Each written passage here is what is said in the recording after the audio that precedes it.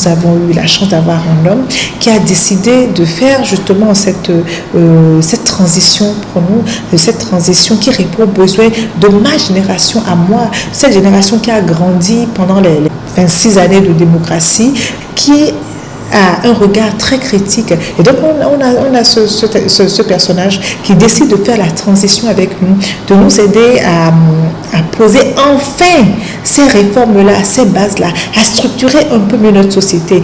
Donc, le chef de l'État, je suis heureuse qu'il ait rappelé. L'urgence aujourd'hui, c'est de répondre d'abord aux besoins de survie de notre population, de permettre à tout le monde d'arriver au même niveau avant de penser à d'autres types de bien-être. C'est fondamentaux qui nous permettront justement d'aller vers le développement. Je dis, les 30 prochaines années seront différentes parce qu'enfin, nous avons décidé de structurer un peu cette démocratie, de l'organiser un peu mieux. Et vous allez voir, nous allons récolter les bénéfices dans les 30 prochaines années. On a raison d'être fiers.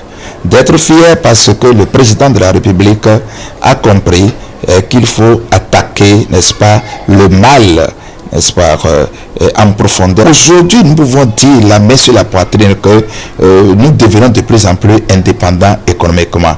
Et Patrice Talon a remis le peuple au travail. Le peuple travaille sans chicotte, le peuple travaille sans arrogance, parce que lui-même il travaille.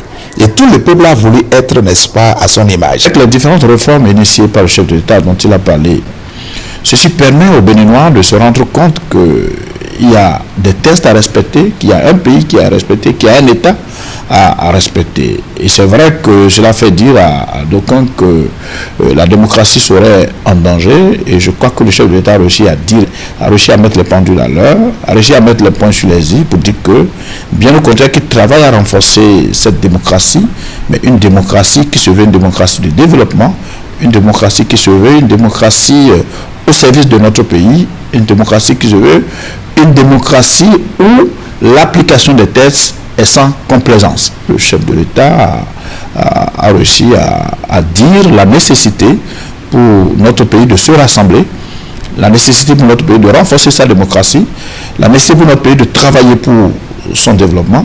Quand vous observez bien le chef de l'État, il est venu réformer. Il s'est présenté comme un réformateur. Au vu de cela, les gens peuvent soupçonner de la mise en veilleuse des acquis de la conférence nationale. Parce que quand on veut réformer, on peut penser à un virage. Le président actuel, est-ce qu'il est en train de virer de ce qu'a exigé notre conférence nationale? Dans ces conditions, il est bon qu'il vienne s'expliquer aux Béninois, et il a pris son temps.